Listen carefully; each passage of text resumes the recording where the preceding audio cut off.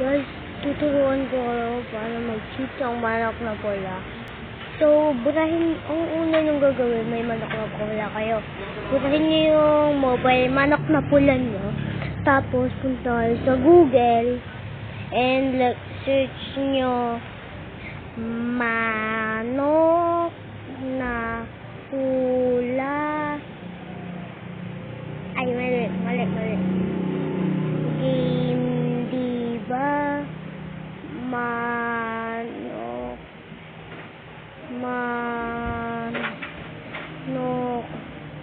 na pula. Yung version po 7.2. Okay, 7.2. Search nila. Tapos ang unang lalabas itong game, diba? Punta ka dyan. Yan. Tapos pagkapasok nyo, diba, may nakikita kayong download dyan. Pindutin nyo yung download. Tapos baba, scroll nyo lang. Tapos ito nakikita nyo to.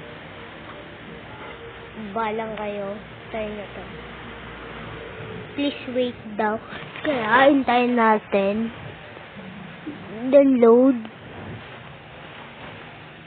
X natin to. Yan. Download na.